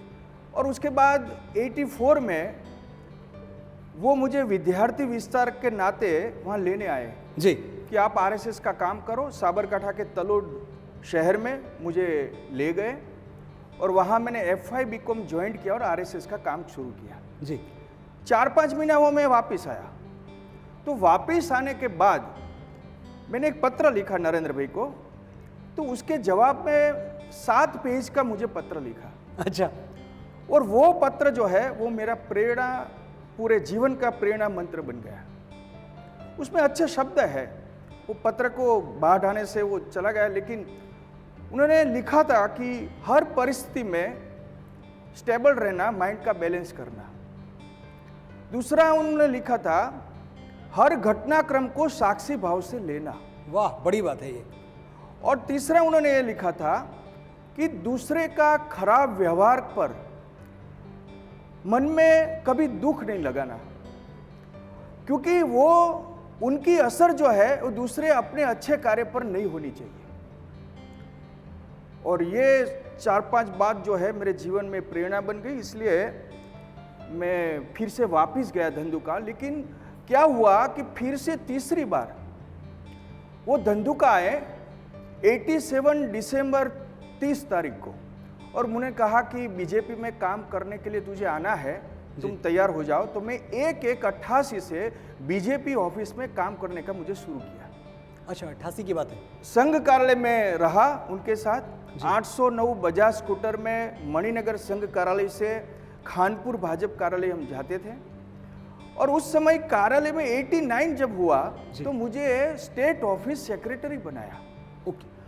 तब मैं 22 साल का था और मुझे पूरे बीजेपी ऑफिस का सेक्रेटरी बनाया और धीरे धीरे काम देने शुरू किए। मुझे लेटर लिखवाना शुरू किया, उसके बाद प्रेस नोट लिखवाना शुरू किया, उसके बाद रिजोल्यूशन लिखाना शुरू किया। तो मैं 2 बार प्रवक्ता बना, 10 साल MLA रहा, महासचिव बना। 72 प्रकार की जिम्मेदारी मुझे उन्होंने सौंपी। इतनी कम उम्र में आपको इतनी बड़ी जिम्मेदारी सौंपी, आप सिर्फ 22 साल के थे, तो इससे ये तो सिद्ध होता है कि आज से नहीं, शुरू से ही मोदी जी यंग इंडिया में विश्वास रखते थे। देखो, मेरे जीवन के हर मोड़ पे वो साथ में खड़े हैं जी। मैं सेकंड में था तब मेरे फादर की डेथ हुई थी। उसके बाद मेरे परिवार एक छोटा सा परिवार था, सामान्य परिस्थिति वाला था, विधवा माँ का बेटा था और उन्होंने मुझे 14 साल से उठाया था और मेरे फादर की भूमिका उन्होंने ही निभाई है। मैं इतना सौभाग्यवान हूँ, शायद मैंने जानकारी भी नहीं है कि मेरी एंगेजमेंट में वो आए, मेरी शादी के बारात में वो आए, मेरे रिसेप्शन में आए। एक व्यक्ति के सगाई, शादी और रिसेप्शन शायद एक ही पर्सन में होगा कि उसमें वो आए थे। और आए इतना नहीं, मेरे हर प्रसंग की व्यवस्था उन्होंने की और फादर की भूमिका उन्होंने निभाई। तो मैं समझता हूँ युग पुरुष तो है ही। बहुत बहुत आभार आपका आने के लिए, ये बातें बताने के लिए। Thank you. फिर मिलते हैं। जो भी मिला इसलिए मिला कि हंस के बहुत कुछ खोया हमने, ये जो सूरज देख रहे हो जुगनू जुगनू बोया हमने। मैं उनका स्वागत करता हूं जो नरेंद्र मोदी जी के मुख्यमंत्री रहते हुए गुजरात के चीफ सेक्रेटरी थे और आज देश के सबसे शक्तिशाली ट्रस्ट सोमनाथ ट्रस्ट के सेक्रेटरी हैं। स्वागत कीजिए पीके लाहिरी जी का।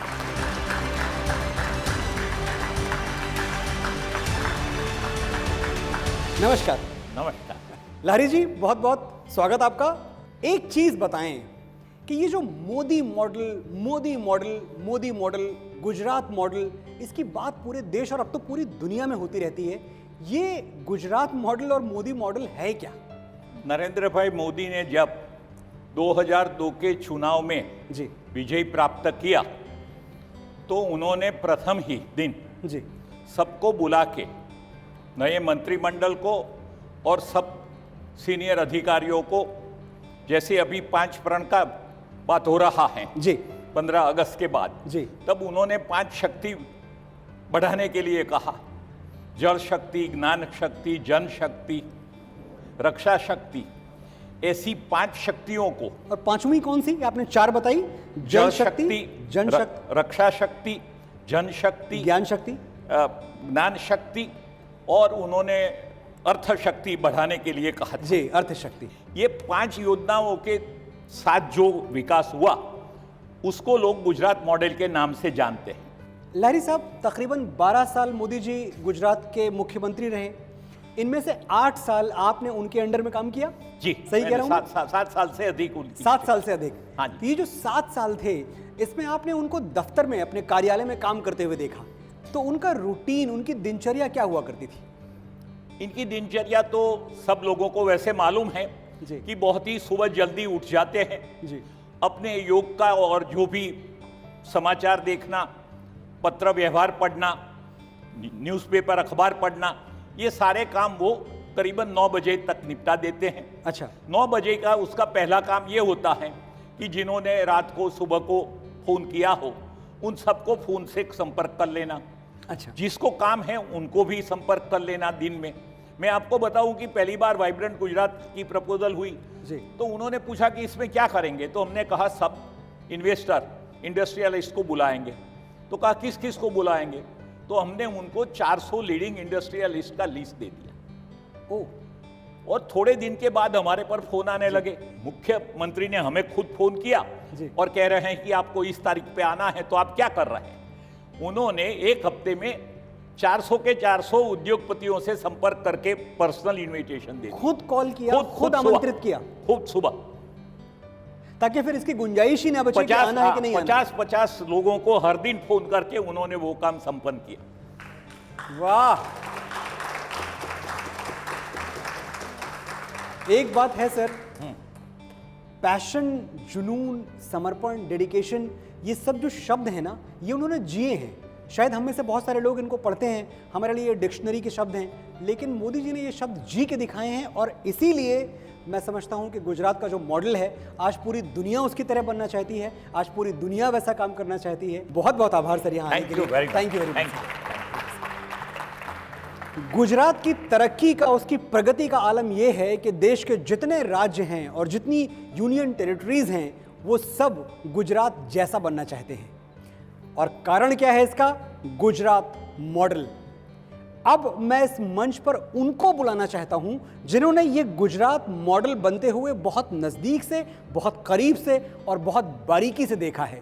स्वागत कीजिए वरिष्ठ पत्रकार श्री अजय उमत जी का।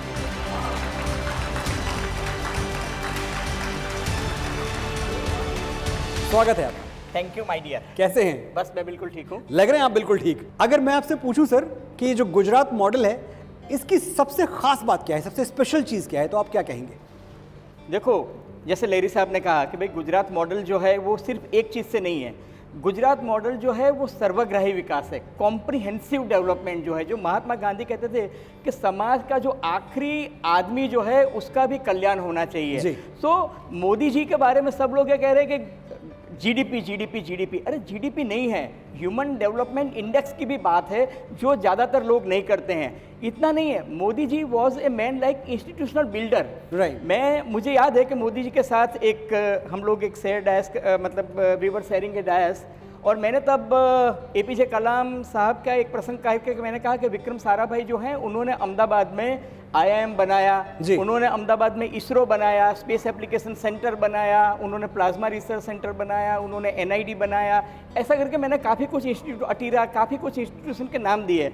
मोदी जी ने हंसते हंसते मुझे कहा कि अजय बाबू 10 साल बाद बात करेंगे, और आज मैं फ़ख्र के साथ कह सकता हूं कि वो मोदी जी ने अहमदाबाद में IIT बनाया, वो मोदी जी ने अहमदाबाद में गिफ्ट सिटी बनाया, उन्होंने गुजरात नॉलेज कमीशन बनाया, उन्होंने गुजरात नेशनल लॉ यूनिवर्सिटी बनाई, उन्होंने नेशनल फॉरेंसिक साइंस यूनिवर्सिटी बनाई। जब मैंने मोदी जी से ये कहा था तब गुजरात में 19 यूनिवर्सिटी थी, आज गुजरात में 109 यूनिवर्सिटी है, जिसमें चिल्ड्रन यूनिवर्सिटी भी है, टीचर्स यूनिवर्सिटी भी है। तो ही इज़ अ मैन जिसने इंस्टीट्यूट बनाए। एक बार ऐसा हुआ था कि लहरी साहब थे, वहाँ भरूच में एक चिंतन शिविर चल रही थी, और चिंतन शिविर के बाद मोदी जी जो थे वो हेलीकॉप्टर में भरूच से जा रहे थे। उन्होंने देखा कि सामने एक मुस्लिम महिला बैठी है जी, अपनी कमर मैडम जैसी एक मुस्लिम महिला बैठी थी जी, और वो मोदी जी की तरफ देख रही थी। अब वो सिक्योरिटी वालों ने कहा कि सर मुस्लिम महिला है, जरा आप ध्यान से। मोदी जी ने कहा कि नहीं, वो मेरी तरफ कुछ अपेक्षा की नज़र से देख रही है। उसके हाथ में एक छोटा सा गुलाब था, तो मोदी जी ने प्यार से उनको कहा, दावत दी। वो महिला आई और उसने कहा कि मैं गर्भवती हूँ और मैं चाहती हूँ कि मेरा बच्चा जो है आप जैसा होनहार वाह बने। क्या बात, उसके लिए मैं आशीर्वाद चाहती हूँ।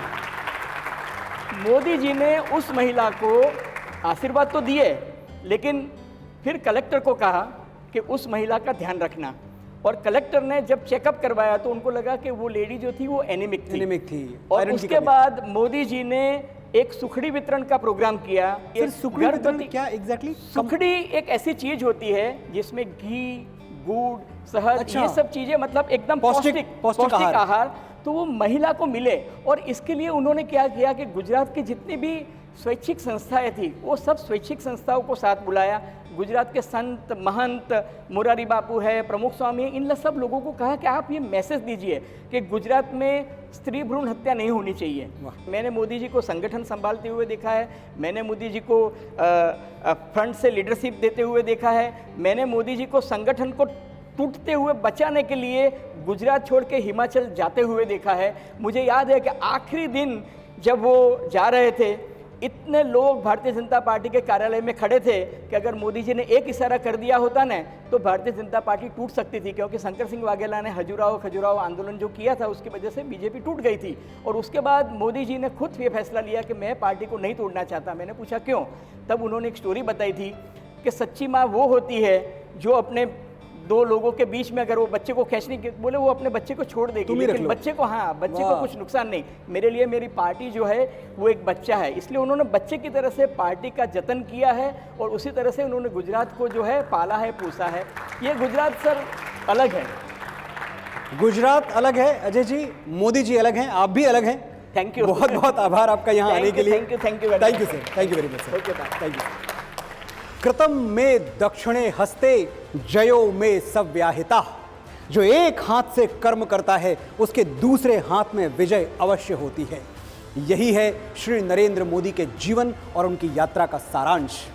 मैं माननीय प्रधानमंत्री जी को अपनी तरफ से, अपने सभी मेहमानों की तरफ से, TV9 भारतवर्ष की तरफ से जन्मदिन की अनंत शुभकामनाएं देता हूं। भगवान श्री राम आपको आयुष्मान और चिरंजीवी बनाए रखें और आप भारतवर्ष के माथे पर विकास की नई इबारतें लिखते रहें। आपके यशस्वी नेतृत्व में सभी दिशाओं से राष्ट्र का शुभ हो, मंगल हो और एक ऐसे भारत का निर्माण हो जहां कोई किसी के लिए गैर न हो, किसी का किसी से बैर न हो, कहीं दुख न हो, भूख न हो, लाचारी न हो, बीमारी न हो। सब मिलजुल के जिएं, सब खुल के जिएं, हर चेहरे पे मुस्कान हो, हर आस्था का सम्मान हो। जय हिंद, जय भारत।